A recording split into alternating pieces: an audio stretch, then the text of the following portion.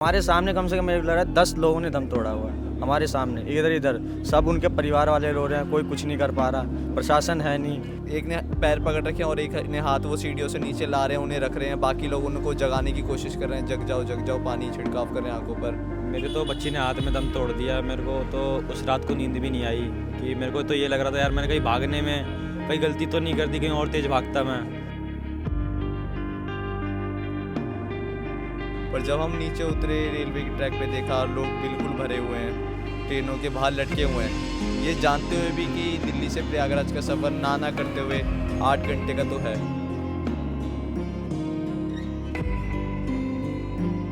हल्का सा बैठा एकदम से पीछे की तरफ गिर गया वो, उसके सर में चोट लगी, बाई चांस पता नहीं दिया, हम सब ने जगाने के CPR सब दिया पर वो आदमी जगा ही नहीं। फिर हमने देखा कि लोग उल्टियाँ कर रहे हैं, लोग एक दूसरे को हाथ और टांग पकड़ के खींच के लेके आ रहे हैं, जो लोग बेहोश हो चुके हैं सीढ़ियों से नीचे, और उनको नीचे ला कर रख रहे हैं, फिर और लोगों को ला रहे हैं। जिसका आदमी खोया है वही खाली अपने आदमी को कर रहा है, बाकी सारे वीडियो बना रहे हैं। आदाब नमस्कार। 18 लोगों की भगदड़ में मौत हो गई। अब तक आंसू नहीं सूखे हैं, चिताएं जल चुकी हैं, लोग परेशान हैं, प्रशासन की तमाम कमियां उजागर हुई हैं।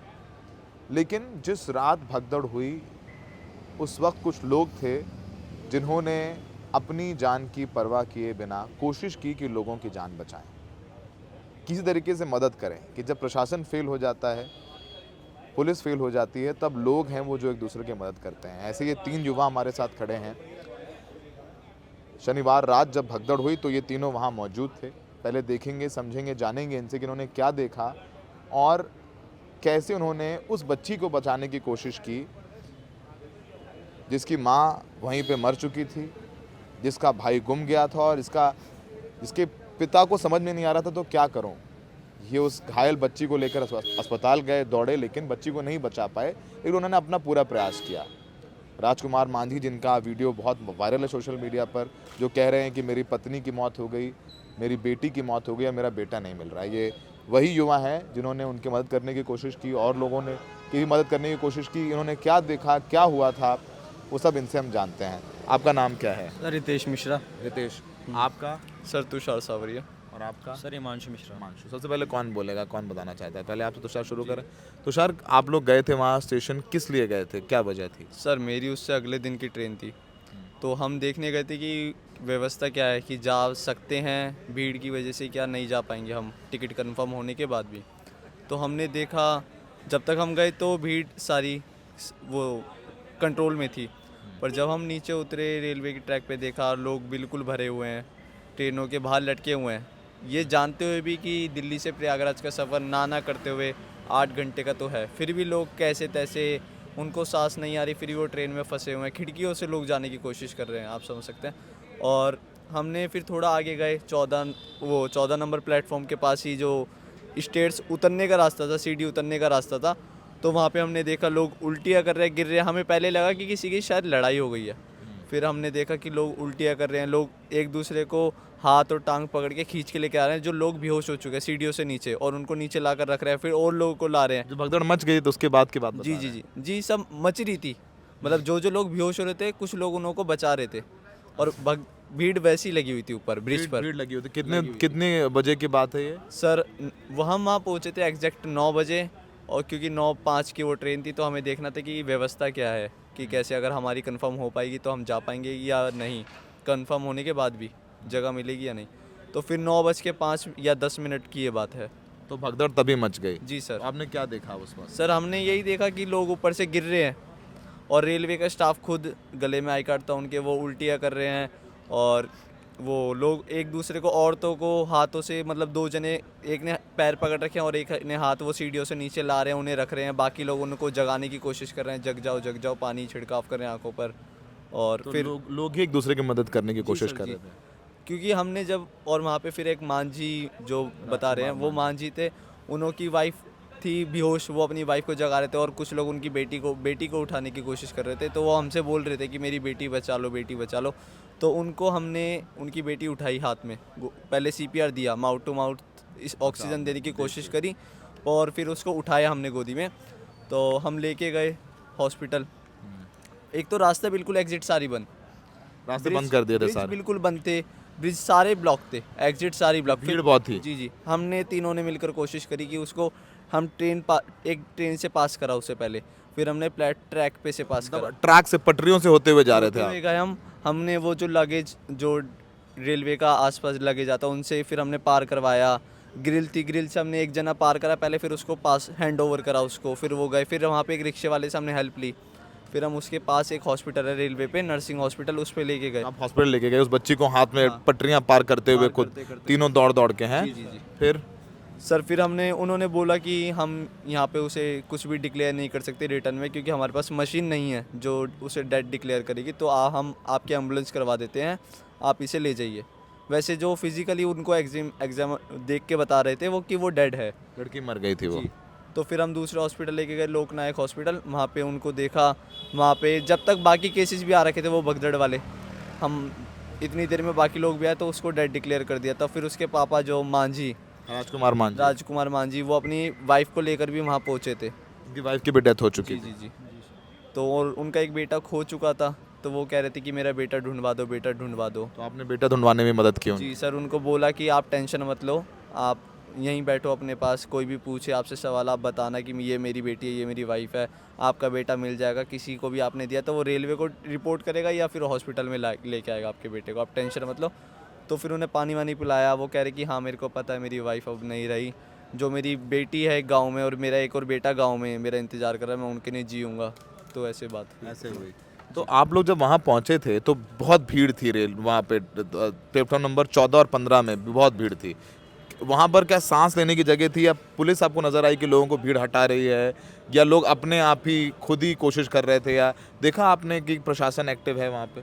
सर वहाँ पे तो प्रशासन कोई भी नहीं था, मतलब लोग सब जो ऐसे हो रहे हैं जो जीने से गिर रहे हैं, सर पकड़ के उनके ऊपर छिटका दिया जा रहा है पानी का, तब पे भी वो जो है ना अपना होश नहीं खो रहे हैं। और एक तो मेरे सामने 30-35 साल का अच्छा आदमी, वो एकदम से ही मतलब जब आया नीचे चल के हल्का सा बैठा, एकदम से पीछे की तरफ गिर गया, वो उसके सर में चोट लगी, बाई चांस पता नहीं लिया, हम सब ने जगाने के CPR सब दिया, पर वो आदमी जगा ही नहीं।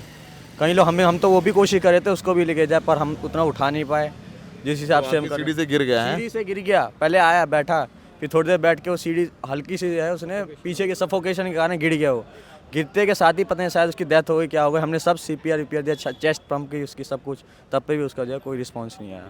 चेस्ट पंप कर रहे थे और कोई रिस्पांस कुछ भी रिस्पांस नहीं। मुंह से हमने CPR तक दिया, 30-35 लोग अपने मुंह से, तब अपने पे मुंह से आप लोगों को CPR दे रहे थे हवा? तब पे भी नहीं आ रहा था कोई। उस बच्ची को हमने बाई चांस CPR अपने हम तीनों ने बारी बारी दिया, तब पे भी उस बच्ची ने कोई जवाब नहीं। देखिए बच्चे हैं, आपकी उम्र कितनी है? मेरी 22 साल होगी।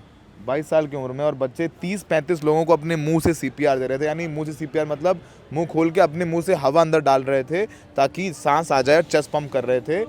सोचिए बच्चे इतनी हिम्मत कर रहे थे, ये वहाँ गए थे अपनी ट्रेन देखने के लिए, तो वो जो जिस आदमी को दिया CPR उसको कुछ फर्क नहीं पड़ा? कोई सर कोई फर्क नहीं। कोई हमारे एम्बुलेंस, ये एम्बुलेंस कोई नहीं सर, जीरो मोशन, मतलब कोई वो भी मर ना। चुका था। प्रशासन तो सर हम तो ऐसे ही लग रहे थे कि तक हमारी कोई मदद भी करेगा। उधर का आदमी सारे वीडियो बना रहे हैं, कोई कुछ कर नहीं रहा। अब पब्लिक भी, आम आदमी, जिसका आदमी खोया है वही खाली अपने आदमी को कर रहा है, बाकी सारे वीडियो बना रहे हैं जितने हैं।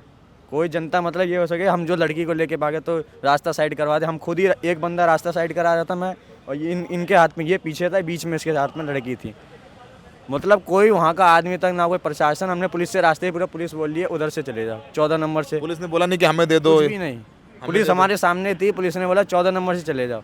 14 नंबर से हम गए, वहाँ पे पूरी भीड़ सीढ़ी पे, फिर हमने नीचे उतर के फिर हम गए उधर तुषार ट्रैक को, तो इसने बोला ट्रैक पार करनी पड़ेगी। हमने फिर 3-4 पटरियाँ पार करके हम वापस गए गिरधारी लाल हॉस्पिटल में। गिरधारी लाल हॉस्पिटल में भी उन्होंने देखा, कोई रिस्पॉन्स नहीं, कह दिया भाई ये अब्रॉड डेड है, ये ब्रॉड डेड है। 30-35 लोगों को CPR दिया। हिमांशु, आप की उम्र कितनी है? सर मेरी 20 साल है। क्या करते हो आप? सर अभी तो मैं दिल्ली यूनिवर्सिटी का स्टूडेंट हूँ, ओपन से पढ़ाई करता हूँ। पढ़ाई कर रहे हैं। तो आप वहाँ गए, आपके लिए तो कभी ऐसा मंजर आपने कभी देखा नहीं होगा। पहले तो आपकी मेंटल स्थिति क्या है, आपकी मानसिक स्थिति क्या है? सर मेरे तो बच्ची ने हाथ में दम तोड़ दिया, मेरे को तो उस रात को नींद भी नहीं आई। कि मेरे को तो ये लग रहा था यार मैंने कहीं भागने में कहीं गलती तो नहीं कर दी, कहीं और तेज़ भागता मैं तो बचा कहीं, लेता। हाँ कहीं मेरे 1 मिनट से तो नहीं बच्ची मर गई। तो मेरे को ये लग रहा था। खैर उसकी बॉडी ठंडी पड़ गई थी, लेकिन एक दिल में होप थी कि इसको बचा लूँगा यार, बचा लूँगा। जब Girdhari Lal hospital nursing hospital है, उसमें इतनी फैसिलिटीज़ नहीं है। जब उन्होंने उसको ब्रॉड डेड बता दिया तो फिर भी एक था, हमने कहा कि 100 नंबर पे कॉल करते हैं, तो 100 नंबर पे कॉल करा, LNJP के एम्बुलेंस आई, वो LNJP ले गई, उनको शिफ्ट करिए। वहाँ पे इलेक्ट्रिक शॉक वगैरह भी दिए, CPR वगैरह सारी चीज़ें, ऑक्सीजन वगैरह लगे, लेकिन कोई रिस्पॉन्स नहीं आया बच्ची को। बच्चे को रिस्पांस नहीं कोई आया। रिस्पॉन्स नहीं आया सर बच्ची को। पुलिस प्रशासन किसी ने आपकी मदद नहीं की वहाँ पर? जी नहीं सर, हम पुलिस वाले थे भी, लेकिन वो कह रहे थे, हमने पूछा भैया बाहर जाने का रास्ता, सर बाहर जाने का रास्ता कहाँ से है, तो वो खुद ही लगे हुए थे, इतनी भीड़ थी और भगदड़ भी मच गई थी। तो हमने तो यही सोचा कि यार ट्रैक पार करके, तुषार को मैंने बोला तुषार हम ट्रैक पार करके चलते हैं, यही एक रास्ता है।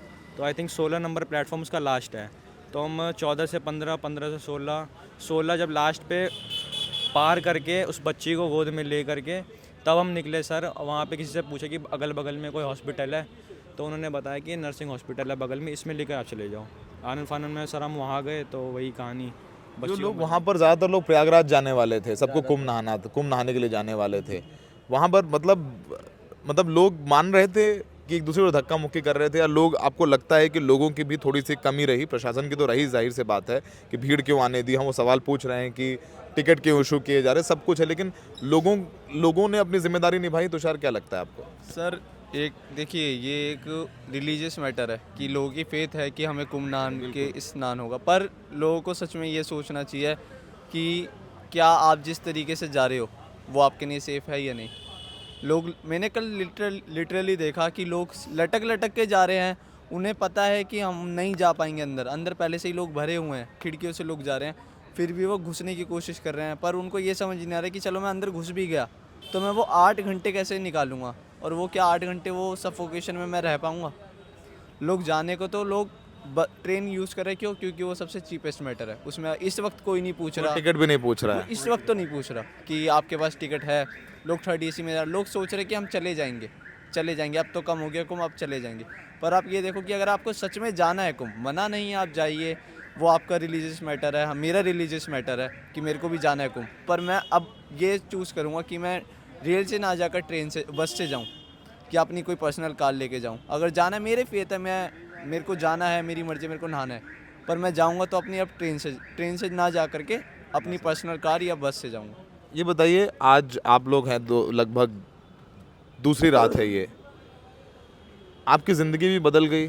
अब वो आपने जो देखा, वो मंज़र देखा जो शायद कभी आपकी नज़रों से ना जाए, मेंटली कैसा फील कर रहे हैं? आपके लिए मुश्किल है? आपने जो देखा उसको भुला पाना तो नामुमकिन है, लेकिन आप लोगों को क्या संदेश देंगे? क्योंकि हम देखते हैं अक्सर लोगों का एक्सीडेंट हो जाता है, लोग बगल से गुजर जाते हैं, और आप लोगों ने जिस तरीके से लोगों की मदद की, अपने मुंह से CPR दिया, उस लड़की को लेके हॉस्पिटल गए, लोगों से क्या कहेंगे जो देख रहे हैं आपको?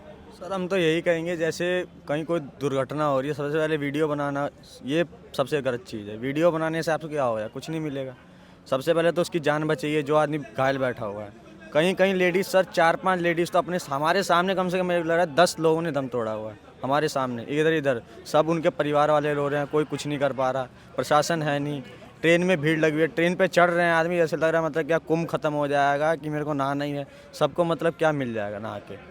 मेन चीज़ ये है सर, वहाँ पे जाना मतलब ठीक है, पर ऐसे तरीके से जाना बहुत गलत है, जिस तरीके से वो पब्लिक ने यूज़ करा हुआ है।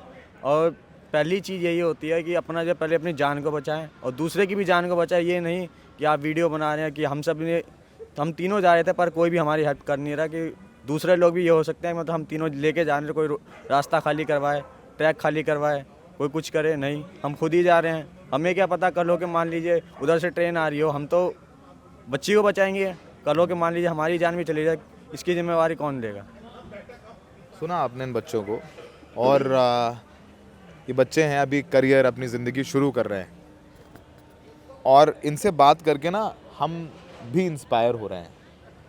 हम पत्रकार हैं, तमाम मदद करते हैं हम लोग के ऊपर बड़ी मजाक उड़ाया जाता है कि ये लोग, आदमी डूब रहा होता है तो उससे पूछते हैं आपको कैसा लग रहा है। ऐसा नहीं, हम पत्रकार ही बहुत मदद करते हैं, लेकिन वो लोग जो तमाशा देखते हैं, वीडियो बनाते हैं और उसे वायरल करते हैं, वो सोचें कि अगर वो मेहनत करके किसी की लिए कुछ कर देंगे तो शायद उसकी जान बच जाए। तो आप इन तीनों की बात आपने सुनी, जिम्मेदार नागरिक बनिए। इन्होंने बताया कैसे कोई प्रशासन मदद करने नहीं आएगा। आप बाद में एक दिन बाद सब कुछ चाक चौबंद हो गया है, नई दिल्ली में बढ़िया फर्श, डस्टबिन अच्छे, रस्सी बंद गई, सब अच्छा हो गया है। लेकिन उस हादसे के बाद आपके लिए कोई प्रशासन नहीं आएगा। मैं फिर बोल रहा हूँ, गंगा जी वहीं है, यमुना जी का संगम वहीं है, गंगा यमुना सरस्वती जी का जल वहीं है, अमृत है वहीं पर, कहीं नहीं जाएगा अमृत। आप जिंदा रहेंगे तो और कुंभ और पुण्य कमाएंगे, और पुण्य कमाया है इन लोगों ने। जो लोग कुंभ में डुबकी लगा रहे हैं ना, उनसे बहुत ज़्यादा कुंभ ये तीनों कमा चुके हैं। शायद वो 100 कुंभों का पुण्य जो है वो एक बार में कमा चुके हैं लोगों की मदद करके। तो आप भी इन लोगों से थोड़ा प्रेरणा लें, लोगों की मदद करें। कुछ नहीं कर सकते हैं तो लोगों को पानी पिला दें धूप में। हमें देखने के लिए बहुत बहुत शुक्रिया। सर एक बात कहनी थी। बोलिए। एक सर मैं ये कहना चाहता हूँ कि अब लोग डरते हैं कि अगर हम रास्ते में कोई एक्सीडेंट हो गया तो उसकी हम मदद करें या ना करें।